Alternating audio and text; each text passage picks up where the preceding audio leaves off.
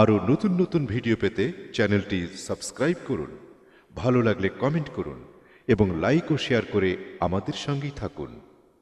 মায়ের দোয়া লও হে মুমিন, মায়ের দোয়া লও, মায়ের দোয়া লও হে মুমিন, মায়ের দোয়া লও। বিপদে পড়বে না তুমি যখন যেথায় যাও, বিপদে পড়বে না তুমি যখন যেথায় যাও। মায়ের দোয়া লও হে মুমিন, মায়ের দোয়া লও, মায়ের দোয়া লও হে মুমিন, মায়ের দোয়া লও। একটি গেলাস পানির ফলে বাইজিদের কোলে তুলে, হাত তুলে মা বলে বাইজিদকে ওলি বানাও, হাত তুলে মা বলে বাইজিদকে ওলি বানাও। মায়ের দোয়া লও হে মুমিন, মায়ের দোয়া লও, মায়ের দোয়া লও হে মুমিন, মায়ের দোয়া লও। বিপদে পড়বে না তুমি যখন যেথায় যাও, বিপদে পড়বে না তুমি যখন যেথায় যাও। মায়ের দোয়া লও হে মুমিন, মায়ের দোয়া লও, মায়ের দোয়া লও হে মুমিন, মায়ের দোয়া লও। যার কারণে বাইজিদেরই নাম ছড়িয়েছে বিশ্বভুবন। ছোট্ট শিশু বাইজিদের মতো সবাই হও, ছোট্ট শিশু বাইজিদের মতো সবাই হও। মায়ের দোয়া লও হে মুমিন, মায়ের দোয়া লও, মায়ের দোয়া লও হে মুমিন, মায়ের দোয়া লও। বিপদে পড়বে না তুমি যখন যেথায় যাও, বিপদে পড়বে না তুমি যখন যেথায় যাও। মায়ের দোয়া লও হে মুমিন, মায়ের দোয়া লও। নিজে নিজে মনে করো টাকায় আমি হইলাম বড়, যার কারণে মৃত্যু মুখে বেঈমান হয়ে যাও, যার কারণে মৃত্যু মুখে বেঈমান হয়ে যাও। মায়ের দোয়া লও হে মুমিন, মায়ের দোয়া লও, মায়ের দোয়া লও হে মুমিন, মায়ের দোয়া লও।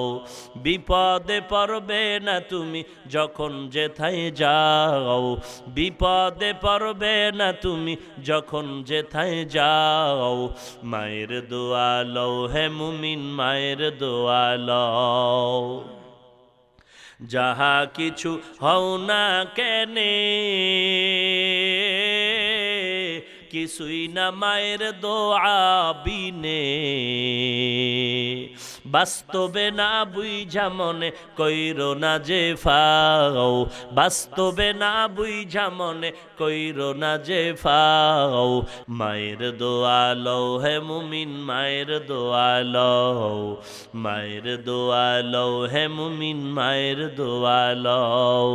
বিপদে পড়বে না তুমি যখন যেথায় যাও, বিপদে পড়বে না তুমি যখন যেথায় যাও।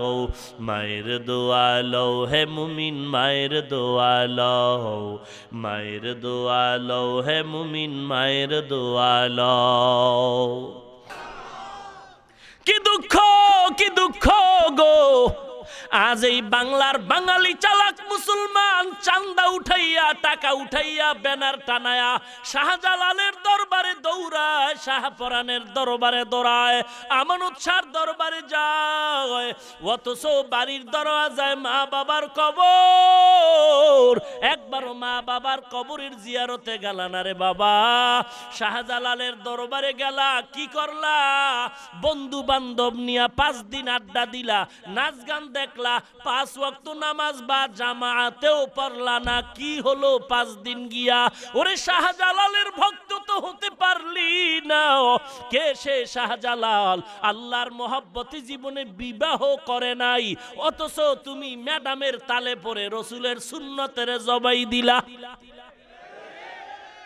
শাহজালালের জীবনে পাগড়ি খুলে নাই, মাথায় পাগড়ি, হাতে লাঠি আর তসবিহ। ও শাহজালাল রহমাতুল্লাহ আলাইহির ভক্ত বলো, তোমার মাথায় টুপি কই, দাড়ি কই, পাগড়ি কই? আসলে তুমি শাহজালালের ভক্ত না। শাহজালালের ভক্ত যদি দাবি করে, আমরা দাড়িওয়ালা টুপিওয়ালারাই করতে পারি। তুমি টাকা উঠাইয়া ওখানে যাও, মা বাবার কবর জিয়ারত করলে যে তোমার গুনাহ মাফ হবে, রসুলের হাদিস ভালো লাগে না? তুমি সেখানে যাও। মা বাবা তোমার কত আপন, অথচ সন্তান মা বাবারে কবরে রাইখা কত গুনার কাজ করে, বলে আরামে আছি। না রে বাবা না, বরং মা বাবার কবরে আযাব চলে যায়।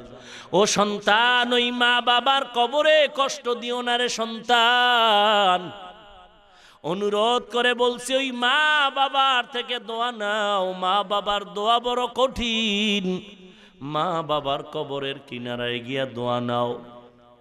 ওই দোয়াটা তোমারও নিজের জীবনের জন্য ফসল বয়া দিবে রে বাবা। দুনিয়া চিরদিন থাকার জায়গা না রে ভাই। অনুরোধ করে বলছি, এ যুবক, এ দুনিয়া কিছুই না, আজ আছে কাল নাই। এ জীবনে কত যুবকের জানাজা পড়াইলাম, কত যুবকের লাশ কবরের ভেতরে রাখলাম। ও নবীর উম্মতের দল, রসুলের সাহাবী আলকামা রাদিয়াল্লাহু তাআলা আনহু ইন্তেকালের সময় সাহাবায়ে কিরাম কালেমা পড়াচ্ছে, কিন্তু আলকামা নবীর সাহাবী, জিহ্বায় কালেমা আসে না। নবীজির কাছে খবর দেওয়ার পরে বলে, তার মা আছে কিনা? বলে আছে। বলে তার মাকে ডেকে দাঁড় করায় বলো আলকামারে ক্ষমা করতে। মা রাজি না। নবী এসে আলকামার মাকে বললেন, ও আলকামার মা, আলকামারে মাফ করে দেন, জিহ্বায় কালেমা আসে না ইন্তেকালের সময়। মা বলে, না না, আমি আমার সন্তানের ক্ষমা করব না। আল্লাহর নবী বলেন, আগুন জ্বালাও। ও সাহাবায়ে কেরাম, আলকামারে আগুনের মধ্যে জ্বালায় দেই।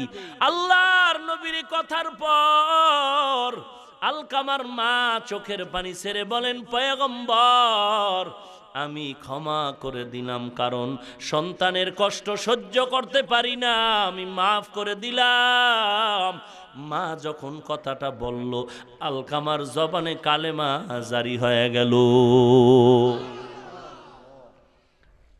ও সন্তানের মা বাবা, ও সন্তানের মা বাবা, সন্তান আপনার সাথে ভালো ব্যবহার করবে যদি আশা করেন, তাহলে আপনাকেই ভালো ব্যবহারটা শিখাইতে হবে। ঈদের 2 দিন আগে সন্তান মায়ের কাছে মোবাইল করে বলে, মা, ঈদের বাজার বাবাই করছে। বলে না, করে নাই। বলে, মা, বাবারে নিষেধ করো, আমি ঢাকা থেকে ঈদের বাজার নিয়ে আসতেছি। আমি ঈদের রাত আমি বাজার নিয়ে আসবো, ঈদের বাজার আমি নিয়ে আসবো, মা বাবাকে নিষেধ করে দাও। মা বড় খুশি, আমার সন্তান ঢাকা থেকে ঈদের বাজার নিয়ে আসবে। আজ কালকে ঈদ, আজকে সন্তান ঢাকার বাজারে ছুটি নিয়ে সন্ধ্যাবেলায় বাসের টিকিট করলো। মার্কেটে ঢুইকা সন্ধ্যা দুপুর বেলা কয়, মা, আমি মার্কেটে, বলো তোমার জন্য কি কিনবো? মা মোবাইলে কান্না করে বলে, ও সন্তান, আমার কিছু লাগবে না, তুই আয়, তোর বাবার জন্য যদি পারো কিছু কিনে নে, আমার লাগবে না, কারণ আমারে যা দেও সবার থেকে তোর জিহ্বার মা ডাকটা বড় মজা। সন্তান সন্ধ্যাবেলা বাসে উঠা বলে, মা, রাত্র 1টার সময় আমি বাসায় চলে আসব, আমি ঈদের বাজার নিয়ে আসতেছি। সন্তান এবার বাসে উঠে মাকে মোবাইল করে, মোবাইল বন্ধ করে পকেটে। এবার মা আজকে রাতে ঘুমায় না, বাবায় খানা খেয়ে ঘুমায় গেল। মা বারবার ঘড়ির দিকে তাকায়। এ যুবক, মা বাবার চিনো না রে সন্তান। সন্তান মার কাছে বলল, মা, আমি 1টার সময় বাড়ি আসবো। মা দেখে ঘড়ির কাঁটা ঘুরে 12টায় চলে গেল। সন্তান 1 ঘন্টা পরে আসবে। মায়ের কানটা সজাগ, আমার সন্তান এসে মা বলে ডাকবে, কলিজা ঠান্ডা। বাবায় ঘুমায় গেল, মা ঘুমায় না। ঘড়ির কাঁটা 1টা বেজে গেল, সন্তান আসবে, মা বড় খুশি। কিন্তু না, ঘড়ির কাঁটা ঘুরে ঘুরে 2টা বেজেছে। মা ভাবলেন হয়তো যানজটে পড়েছে, 2টা বাজলো, অসুবিধা নাই। কিন্তু না না, ঘড়ির কাঁটা যখন 3টা পেরিয়ে যায়, মায়ের দিলে কেমন যেন একটা আঘাত লাগলো। এত লেট হতে তো পারে না। এবার মা তার স্বামীকে ধাক্কা দিয়ে বলে, ও স্বামী, সন্তানের একটু মোবাইল করে দেখো কোথায়। বাবায় ঘুম থেকে উঠে, বাবা সন্তানের মোবাইলে রিং করে, রিসিভ হয় না, কেটে যায়, আবার কল দেয়, আবার কেটে যায়, আবার কল করে, রিং হয়, রিসিভ হয় না, আবার কেটে যায়। কয়েকবার দেওয়ার পর বাবার দিলেও কেন যেন চিন্তা শুরু হয়ে গেল। কিছুক্ষণ পর মার চোখের পানিগুলো পড়া শুরু হয়ে গেল, কারণ মায়ের অন্তরে খবর, না জানি সন্তান কোনো বিপদে পড়েছে। এরে সন্তান, রাতের 3টা বাজে তুই মায়ের কাছে মোবাইল করে দেখবি, মা তোরে রাতের বেলা কল দেয়, তুই ধরো না, সকালে বলো ঘুমাইছি, টের পাই নাই। আজকে গিয়া মায়ের মোবাইলে একটা কল দিয়া রাতের 3টা 4টায় পরীক্ষা করে দেখবি। মাকে মোবাইল করা মাত্র দেখবি মা কানে রিসিভ করে বলে, বাবা কোথায়? ও মা, তুমি কি ঘুমাও না? বলে, হ্যাঁ ঘুমাইছি, তবে আমার কান সজাগ। মোবাইলের আওয়াজটা আমার ঘুমটাকে ভেঙে দিছে বাবা, কারণ যদিও ঘুমাই, তবে তোর মায়া, তোর মোহব্বতে আমি সব সময় সজাগ। বাবায় মোবাইল করে পেল না। কিছুক্ষণ বাবা চিন্তায় চুপচাপ। হঠাৎ করে বাবা আবার যখন কল করেছে, ধরে না, আবার কেটে গেল। কয়েকবার দেওয়ার পরে হঠাৎ করে মোবাইল রিসিভ হয়ে গেল। বাবা ডাক দিয়ে কয়, বাবা ও সন্তান কই? বাবার কানের কাছে মোবাইলে কোনো আওয়াজ নাই, শুনে কান্নার আওয়াজ আর কান্নার আওয়াজ। বাবা ডাক দিয়ে কয়, কে? তুমি মোবাইলটা ধরেছো, আমার সন্তানকে দাও। একজনে ডাক দিয়া কয়, কে আপনি? বলে, আমি মোবাইলওয়ালা সন্তানের বাবা। ডাক দিয়া কয়, বুড়া তুমি এখনো ঘরে ঘুমাও, তাড়াতাড়ি দৌড়াও, তোমার সন্তান সাদা কাপড়ের বাসিন্দা হয়ে গেছে। রাস্তায় বাসে আসতেছিল, দুর্ঘটনায় তোমার সন্তান আর বেঁচে নাই। বাবায় মোবাইলটা ফালায় বেউস।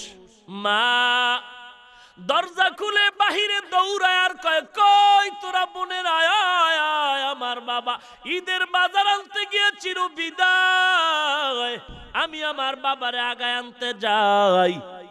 স্বামী ডাক দিয়া কয়, বিবি চুপচাপ ধৈর্য ধারণ করো, আমি সন্তানের নিয়ে আসতেছি, লাশ নিয়ে আসতেছি। বাবা এবার অ্যাম্বুলেন্স নিয়ে দৌড়ায়, লাল পতাকা লাগায়া সন্তানের কফিনটাকে নিয়ে বাড়ির দিকে যখন রওনা, কান্নার আওয়াজ।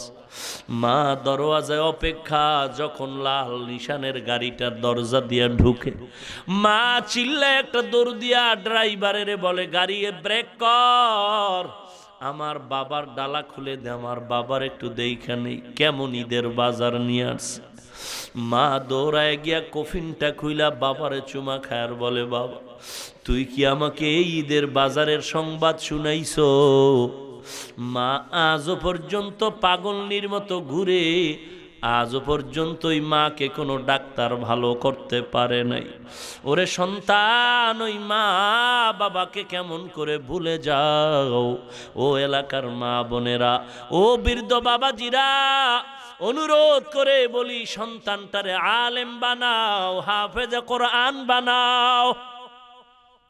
মাদ্রাসায় পড়ে ঠগি নাই রে যুবক, ও বাবাজি, ওই মা বাবার থেকে তো ভালো মা বাবা কেউ নাই, যেই মা বাবার সন্তানের পেছনে মানুষ নামাজ আদায় করে।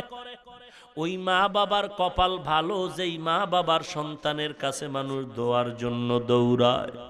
ওই মা বাবার কপাল কত ভালো, যেই মা বাবার সন্তান জমানার বড় আলেম, হাফেজ। এরে যুবক, অনুরোধ করে বলছি, যদিও আমগো চাকরি নাই, আমরা সার্টিফিকেট পাই নাই, আমরা কওমি মাদ্রাসায় পড়েছি। অনেকেই তো বলে কওমি মাদ্রাসায় পড়ে কি লাভ, চাকরি পাওয়া যায় না, চাকরি নাই। আল্লাহর কসম, কোন বাঘের বাচ্চা থাকলে দাঁড়ায়া বল, আমরা কওমিতে পড়ার কারণে চাকরির অভাবে, সার্টিফিকেটের অভাবে কোনদিন কোন হাফেজ সাহেব, কারি সাহেব, মাওলানা বিবির জন্য, ছেলে মেয়ের জন্য কোথাও ভিক্ষা করেছি নাকি? না না, বরং যদিও ইমামতি করি ৬,০০০ বেতন ৬ মাস বাকি, যদি আমরা মুয়াজ্জিনি করি ৩,০০০ বেতন ৯ মাস বাকি, তারপরও আমাদের কোনো টেনশন নাই। কারণ ৫,০০০ টাকাও যদি পাই, হালাল পাই ৫০,০০০ টাকার থেকেও বেশি বরকত।